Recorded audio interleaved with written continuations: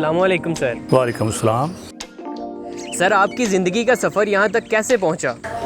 ये तो एक ना बड़ी लंबी कहानी है और अल्लाह का फ़ज़ल है कि मैं वैसे तो एक बहुत गरीब घराने में पैदा हुआ, लेकिन मेरे वालिदैन बहुत समझदार थे। स्पेशली मेरी वालिदा जो बड़ी बहुत ही दना और बड़ी समझदार औरत थी, तो वो उन्होंने मुझे यहाँ तक पहुँचाया। उनकी ख्वाहिश थी कि ना मैंने अपने बच्चे को ज़रूर पढ़ाना है। हालांकि क्योंकि मैं मज़दूर ख़ानदान से ताल्लुक़ रखता था, तो मेरे जो चाचे ताए थे ना उनका ख्याल था बल्कि कि जो पढ़ जाते हैं ना वो वालिदैन के काम नहीं आते। वजह उसकी थी, मेरा एक ताया था, उसने 4-5 जमातें पढ़ी थी, तो वो जब पढ़ने के बाद उसके बाद वो ऐसा घर से निकला कि दोबारा वापस ही नहीं आया कभी।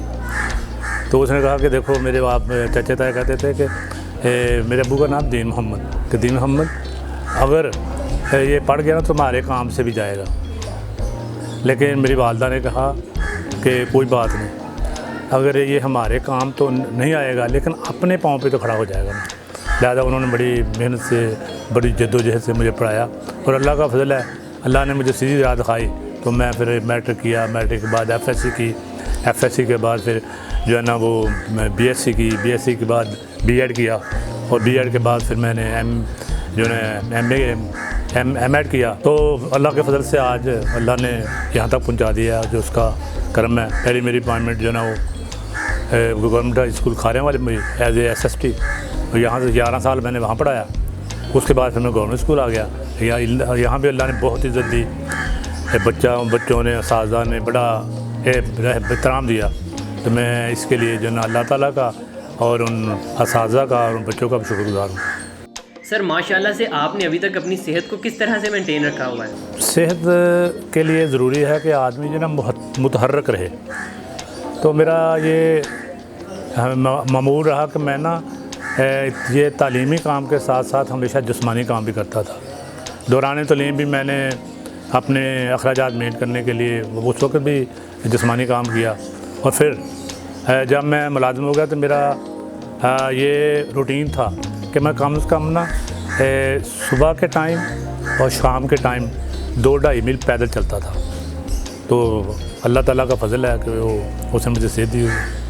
सर आपने दरसो तदरीस का शोबा ही क्यों इख्तियार किया?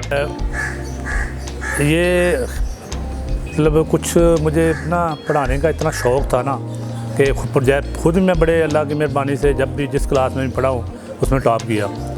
और फिर मेरी ख्वाहिश थी कि मैं जो ना बच्चों को सही तरीके से गाइड करूं। तो यही मेरा जो ना वो शौक़ वो मुझे टीचर बनने पे ले आया। आपका गवर्नमेंट स्कूल में एक्सपीरियंस कैसा रहा? ये पता नहीं कोई फितरी बात थी, जब मैं गवर्नमेंट का स्कूल खारियां वाले में पढ़ाता था ना, तो मैंने अक्सर जब एप्लीकेशन लिखनी ना तो उसमें आ जाना गवर्नमेंट हाई स्कूल शेखपुरा लिखा जाना। मैं हैरान था कि ये ऐसे क्यों हो रहा है। तो फिर वो अल्लाह ने सबब बना दिया कि वो पहले तो मैं नौजवान था, मैंने वहाँ साइकिल पे जाना बत्ती चौक और वहाँ से गाड़ी पे बैठ के जाना खाने वाले, मज़ा आना। लेकिन जो उम्र बढ़ती गई फिर वो बोझ महसूस होने लगा। तो फिर मैंने यहाँ ट्रांसफ़र करवा ली। तो यहाँ टीचर बहुत अच्छे टीचर माशाल्लाह हैं, पहले भी थे अब भी हैं। तो चौधरी बशीर अख्तर साहब, चौधरी रहमतुल्लाह साहब और इस तरह और दूसरे मेरे कुलीग जो ना बड़े हमदर्द, यूसुफ खम्बो साहब, तो ये सब बड़े हमदर्द टीचर हैं। उन्होंने मुझे बहुत गाइड भी किया और मुझे यहाँ आके बड़ा सुकून महसूस हुआ और मैं मुतमईन हूँ कि मैंने गवर्नमेंट स्कूल में बड़ी अच्छी ज़िंदगी गुजारी। सर गवर्नमेंट स्कूल में कोई ऐसी मेमोरी जिसे आप अभी तक याद करते हों? गवर्नमेंट स्कूल की वैसे तो बेशुमार यादें हैं जो कभी भुलाई नहीं जा सकती। लेकिन जो चौधरी बशीर अख्तर साहब और चौधरी रहमतुल्लाह साहब ने जो प्यार और मोहब्बत मुझे दी उसे मैं ज़िंदगी भर नहीं भूल सकता। तालीमी निज़ाम कारोबारी शक्ल इख्तियार कर चुका है, आपका इस बारे में क्या ख्याल है? असल में ये जो ना सिलसिला बनाने में ये गवर्नमेंट का हाथ है। इसमें गवर्नमेंट तालीम को एक बोझ समझती है। हालांकि हर रियासत की ज़िम्मेदारी हो तो यह जो उसकी अपनी राय को तालीम देना, लेकिन हमारी गवर्नमेंट जो है ना वो तालीम को बोझ शुमार करती है। वो कहती है, उनको उसका ख्याल है कि ये हम पे बोझ है, लिहाजा उसने इसको जो ना प्राइवेटाइज़ कर दिया। अब प्राइवेटाइज जो है उन्हें जो है तालीम, उन्होंने किसी ने मैट्रिक टीचर रखे हुए हैं, किसी ने FA टीचर रखे हुए हैं, 2 महीने बाद चले जाते हैं, तो मामूली तनख्वाहें होती हैं, लिखाते हैं उनसे ज़्यादा है, आमदन ज़्यादा है, ज़्यादा कारोबार बन गया है। सर, आप अपनी ज़िंदगी का कोई ख़ास वाक़या शेयर करना चाहें? मेरी ज़िंदगी के जो ना वाक़या से तो भरी हुई है, लेकिन एक वाक़या जो ना मुझे वो जो आज तक नहीं भूलता वो ये है कि जब मैंने B.Ed कर लिया ना, तो फिर चूँकि कुछ मेरे हालात ऐसे थे माली, मुझे जो ना वो अपने ख़ानदान को सपोर्ट करने के लिए जो ना वो जो ज़रूरत थी, लिहाजा मैंने ना फौरी तौर पे ना ये चौधरी काटन मिल है, सॉरी पंजाब काटन मिल है, वहाँ मैंने ज्वाइन किया। तो वो बड़ा ना दिलचस्प वाक़या है। मैं जॉब के सिलसिले में वहाँ साइकिल लिया गया, गेट पर खड़ा था, अभी किससे बात करूँ, छोटा भाई, उम्र भी इतनी नहीं थी, तजर्बा भी नहीं था, तो मैंने सोचा किससे बात करूँ। मैं अभी खड़ा था तो एक ना अंदर से एक मेरा क्लास फेलो आया, वो उससे सलामदा हुई। मैंने यार मुझे भी यहाँ कोई ना मेरा भी काम बना दो। तो कहना मैं तो खुद हेल्पर हूँ, तो मैं आपकी ना क्या मदद कर सकता हूँ। हाँ, उसने कहना एक तरीका है, आप ना स्पिनिंग मास्टर साहब से मिले। मैंने कहा वो मेरा कौन सा वाक़ है जो मुझे मिलेगा? तो कहने लगा आप एक चिट पे नाम लिख के चौकीदार को दे दें। मैंने ऊपर नाम लिखा, चौकीदार को दे दिया, और वो थोड़ी देर बाद मुझे ना कॉल आ गई कि जी मोहम्मद बशीर कौन है? मैंने कहा मैं हूँ, आपको जी मैनेजर साहब बुला रहे हैं। मैं चला गया वहाँ, ना वो मुझे जानता था ना मैं उसे जानता था। तो मैंने कहा कि सॉरी मैं आपको ज़्यादा वक्त डिस्टर्ब नहीं करूँगा सर, बात यह है कि मैंने BSc की हुई है और मैं ना बेरोज़गार हूँ, तो अगर आप मेरी कोई हेल्प कर दें या मुझे जॉब दे दें तो मुझे ना मैं आपको बड़ा शुक्रगुज़ार हूँगा। तो वो कहने लगे कि आपने BSc की हुई है, हमारे पास इस लेवल की जॉब ही कोई नहीं है। मैंने कहा आप मुझे जहाँ मर्ज़ी रख लें, मैं ना काम करूँगा। वो कहने लगे हम ज़्यादा से आपको क्लर्क की जॉब दे सकते हैं। मैंने कहा ये तो आपका बहुत बड़ा एहसान होगा, आप मुझे क्लर्क की जॉब देते, मुझे जो भी जॉब दे मैं करूँगा। तो उन्होंने कहा चले फिर ऐसे कहने एप्लीकेशन लिख दे। मैंने वहाँ बैठे बैठे एप्लीकेशन लिख दी। कहने लगे आप ना सोमवार को आ जाएँ, मालिक से मैं बात कर लूँगा। अब सोमवार के हो गया, उन्होंने कहा आपको मुबारक हो कि आपको मैंने स्पिलिंग कर रख लिया है। तो वो मुझे आज तक उस आदमी की शफ़क़त, उसकी मोहब्बत, उसने मुझे जो तामन किया, दिल से दुआएं निकलती हैं उसके। कोई ऐसा स्टूडेंट जो आपको अभी तक याद हो? स्टूडेंट तो बड़े माशाल्लाह अल्लाह की रहमत से जहाँ चले जाएँ ना, अगर अस्पताल में चलें तो 6-7 डॉक्टर होते हैं, किसी दफ्तर में चले जाएँ तो 2 तो वहाँ जो ना कोई सिस्टम मैनेजर, कोई मैनेजर, कोई नीचे होते हैं, मुझे पहचान नहीं होती। तो मैं अक्सर ना दफ्तर में जाके खड़ा जाता हूँ कि काम कराना हो, तो ना या PN या चौकीदार आ जाता है कि बाबा जी आपको ना वो बाबू बुला रहे हैं। मैं वहाँ चला जाता हूँ, तो वो कहते हैं सर बैठें जी, बैठ जाता हूँ। थोड़ी देर के बाद कोई ना कोई चाय या जो ना बोतल आ जाती है, तो मैं बाद दफ़ा ना परेशान हो जाता हूँ कि ये आदमी भूल तो नहीं गया। तो मैं कहता हूँ बेटे मैंने तो ये काम कराना है।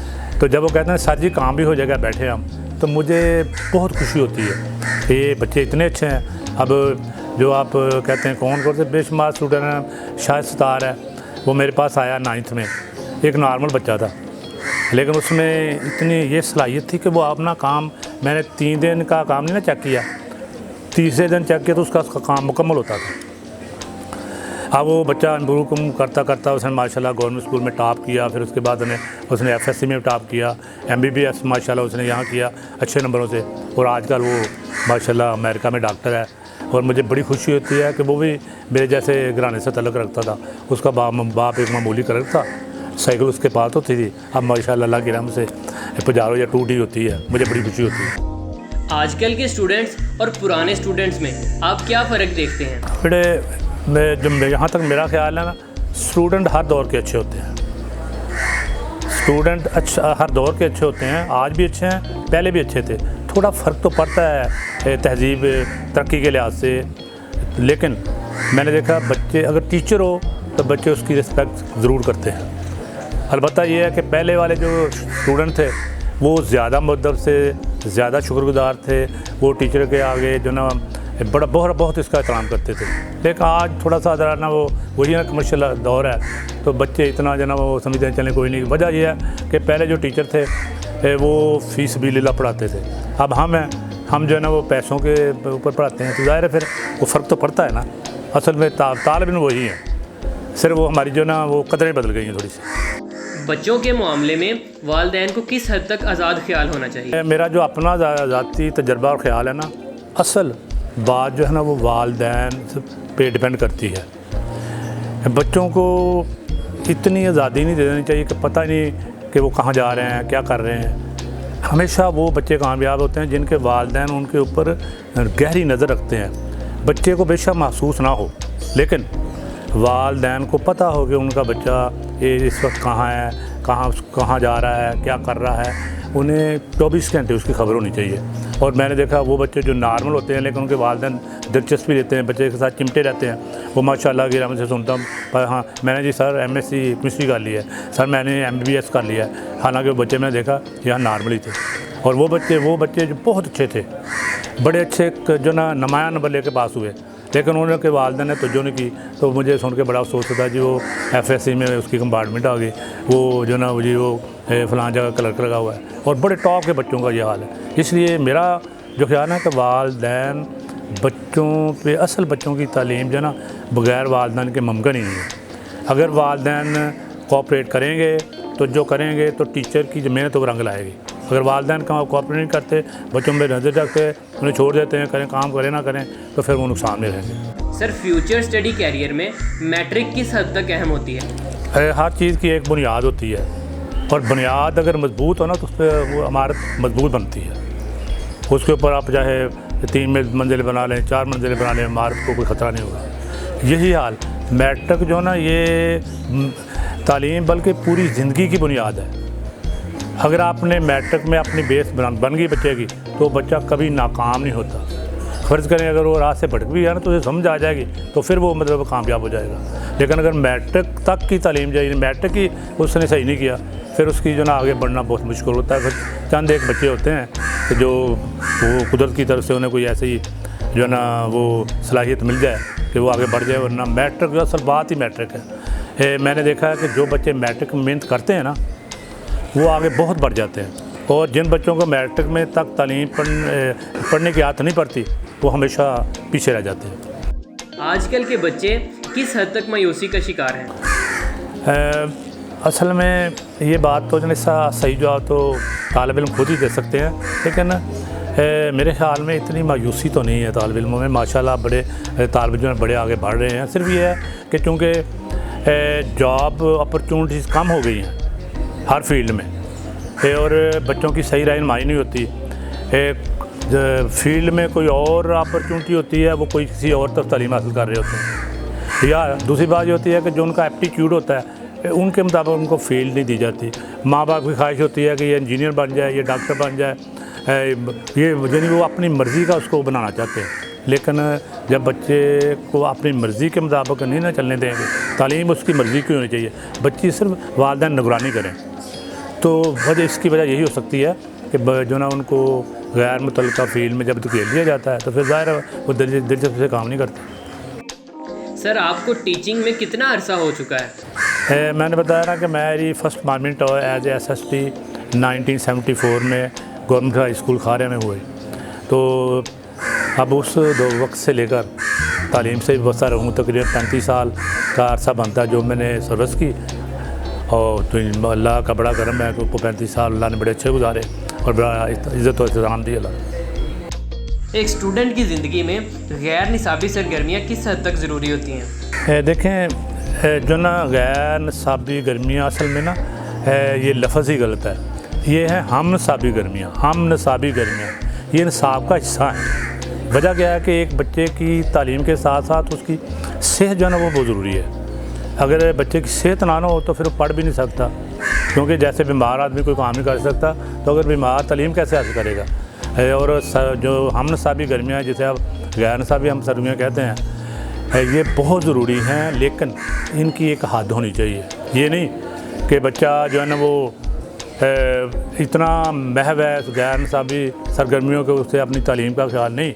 सेहत को बरकरार रखने के लिए तालीमी सरगर्मियों के साथ साथ गैर हम निसाबी सरगर्मियाँ जो वो ज़रूर जारी रखे, लेकिन उसकी एक हद रखे, हद से क्रॉस ना करे।